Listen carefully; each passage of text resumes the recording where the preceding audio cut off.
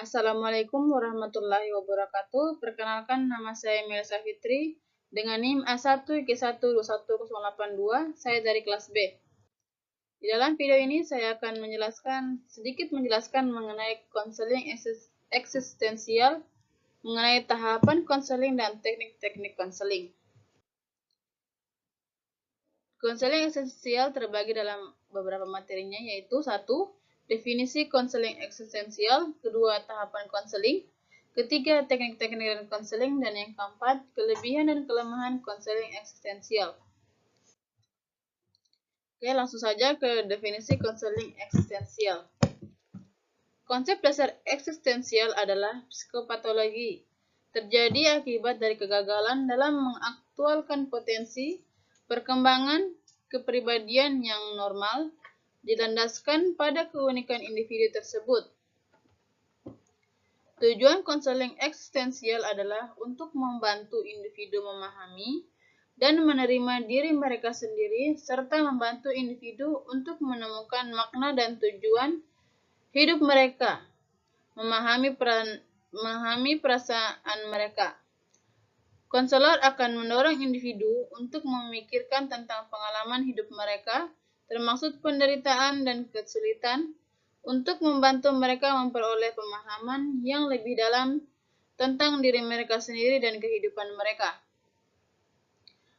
Fungsi dan peran terapis dalam pandangan eksistensial adalah konselor memahami pentingnya pendekatan dari pribadi ke pribadi, menyadari peran dan tanggung jawab, mengakui sifat timbal balik dari hubungan terapeutik, berorientasi pada pertumbuhan, mengharuskan terapis dalam terlibat dengan klien sebagai suatu pribadi yang menyeluruh, memandang terapis sebagai model, mengakui kebebasan klien untuk mengungkapkan pandangan dan tujuan-tujuan serta nilainya sendiri.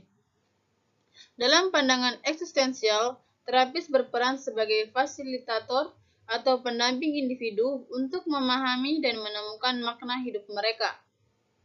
Terapis berfungsi untuk membantu individu mengembangkan kesadaran diri tentang eksistensi mereka dan mengeksplorasi nilai-nilai dan tujuan hidup mereka.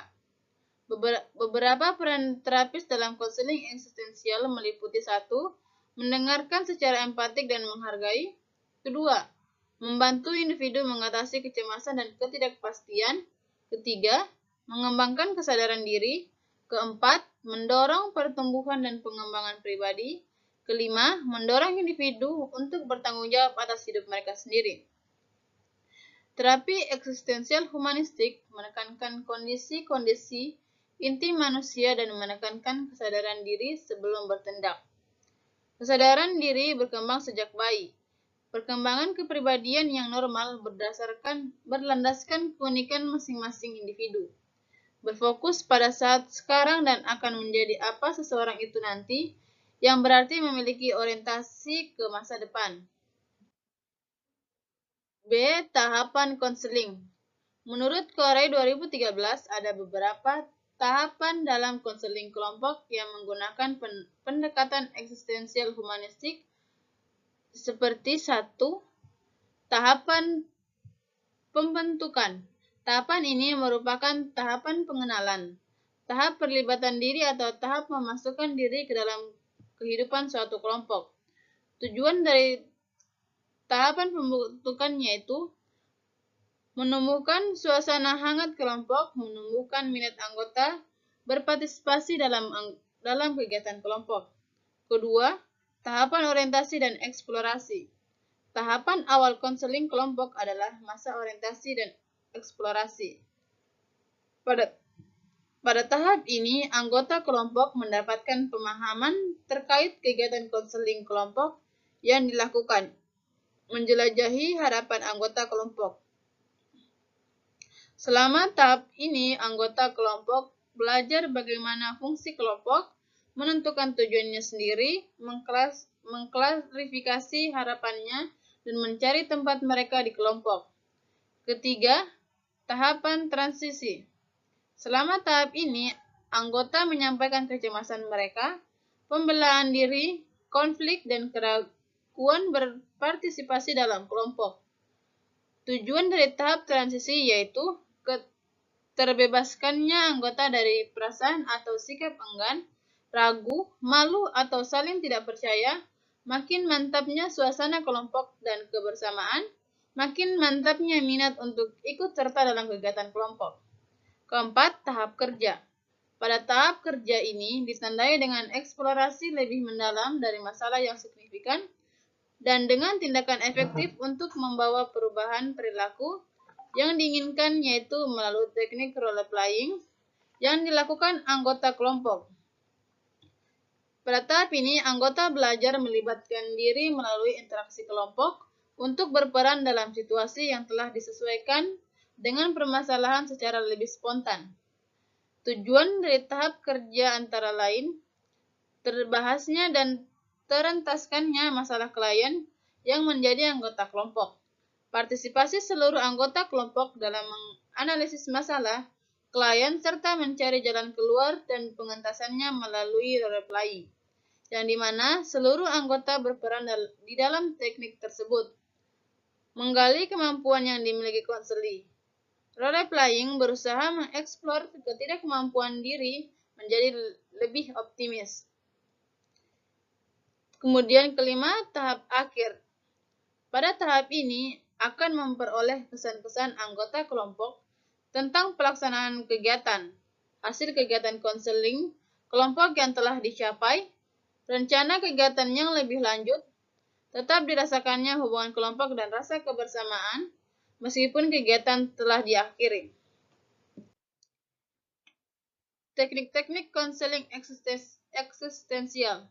Dalam teknik-teknik konseling eksistensial terdapat beberapa, yaitu 1. Penerimaan, 2. Rasa hormat, 3. Memahami, 4. Menenteramkan, 5. Memberi dorongan, 6. Pertanyaan terbatas, 7. Memantulkan pertanyaan dan perasaan klien, 8. Menunjukkan sikap yang mencerminkan, 9. Ikut merasakan apa yang dirasakan klien, dan yang ke-10. Bersikap mengizinkan apa saja yang bermakna. Kelemahan dan kelebihan teori eksistensial. Kelebihannya yaitu 1. Teknik ini dapat digunakan bagi klien yang mengalami kekurangan dalam perkembangan dan kepercayaan diri. 2. Adanya kebebasan klien untuk mengambil keputusan sendiri. 3. Memanusiakan manusia. 4.